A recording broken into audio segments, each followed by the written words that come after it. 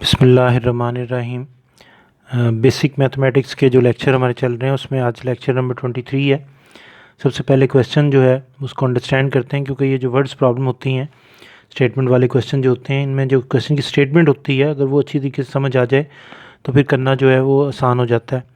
तो क्वेश्चन में सबसे पहले तो पहली लाइन में ही उसने हमें एक इम्पॉर्टेंट बात बताई कि the salaries of A and B, दो बंदे हैं जिनके नाम उसने ए और बी रखे हुए हैं, उनकी जो सैलरीज़ हैं टुगेदर मीन इकट्ठा अगर उन्हें दोनों को ऐड कर लिया जाए सैलरीज़ को तो वो 2000 रुपीज़ है। ए स्पेंड्स 95% ऑफ हिज सैलरी, जो बंदा जिसका नाम ए है वो खर्च कर देता है 95% अपनी सैलरी का, एंड बी स्पेंड्स, और बी जो है वो खर्च कर देता है, स्पेंड कर देता है, खर्च कर देता है 85% ऑफ हिज सैलरी, अपनी सैलरी का 85%। पहली जो लाइन है उसके अंदर हमें ये पता चला कि दोनों की सैलरीज़ को अगर इकट्ठा कर लिया जाए, ऐड कर लिया जाए तो वो 2000 है।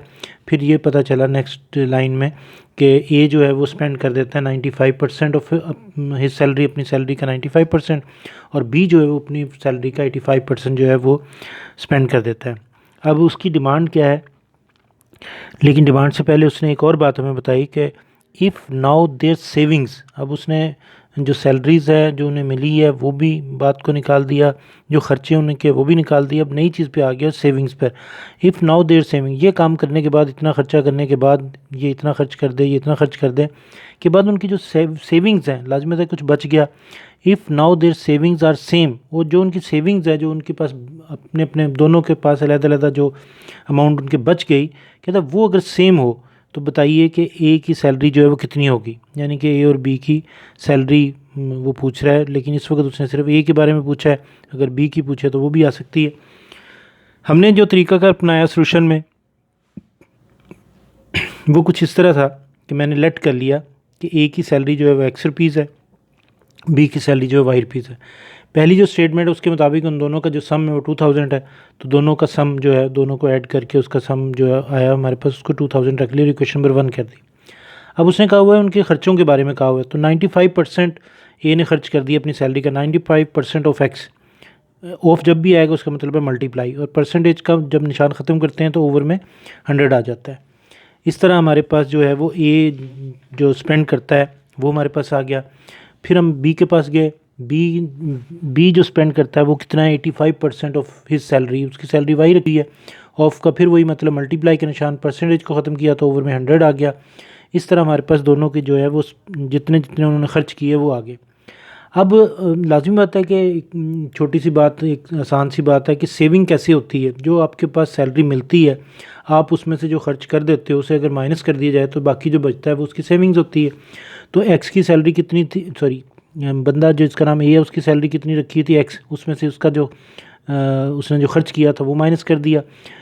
सेविंग ऑफ बी की बात आई तो उसकी जो बी की सैलरी थी उसमें से माइनस कर दिया जो उसकी सेविंग थी, सॉरी उसने जो खर्चा किया था वो।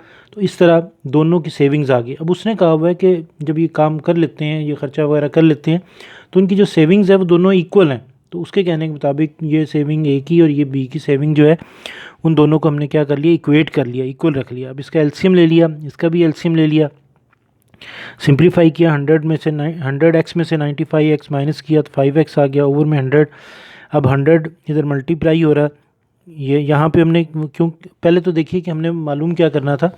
उसने कहा हुआ है कि मुझे सैलरी बताइए किसकी, ए की सैलरी बताइए, तो ए की सैलरी हमने एक्स सेलेक्ट की हुई है, इसका मतलब है हमें एक्स की वैल्यू निकालनी है।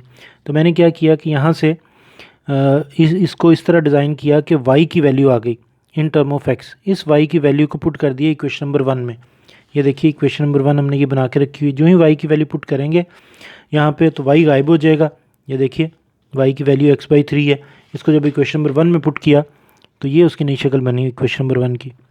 अब इसका एलसीएम ले लिया, 3x और 1x मिलके 4x बन गए, 3 इधर डिवाइड हो रहा है उधर जाके मल्टीप्लाई हो जाएगा, मल्टीप्लाई कर दिया, 4 इधर मल्टीप्लाई हो रहा है इधर आके डिवाइड हो जाएगा, डिवाइड कर दें कटिंग कर लें वो आपकी मर्ज़ी है।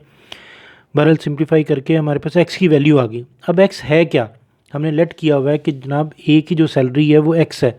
ये देखिए ए की सैलरी लेट की हुई है हमने x है, तो इसका मतलब है कि कहने को तो x है लेकिन असल में हमने क्या निकाल रही है, सैलरी ऑफ ए, यानी कि जो बंदा जिसका नाम उसने ए रखा हुआ है उसकी जो सैलरी है, एक्चुअल सैलरी जो उसे मिली है वो 1500 रुपीज़ है। अगर फ़र्ज़ करें, कहा तो नहीं, अगर फ़र्ज़ करें कि वो कहता कि जनाब मुझे तो बी की जो सैलरी है वो भी बताइए, तो ए की जो सैलरी यानी कि एक्स की जो वैल्यू आई हुई है वो अगर हम इसमें पुट कर दें तो वहाँ से हमारे पास वाई के जो वाई का जो आंसर है वो आ जाएगा। वाई है क्या? बी की सैलरी। इस क्वेश्चन में नहीं उसने पूछा हुआ, क्योंकि जो चीज़ पूछी जाए सिर्फ उतना ही बताया जाता है मैथमेटिक्स में, ये भी याद रखिएगा। एक्स्ट्रा चीज़ें जो हैं वो नहीं बतानी चाहिए, जो वो पूछे सिर्फ उसी का जवाब दें। अब आप इसे करेंगे, अगर कोई प्रॉब्लम होगी तो आप अपनी प्रॉब्लम में से शेयर कीजिएगा। अल्लाह हाफिज़।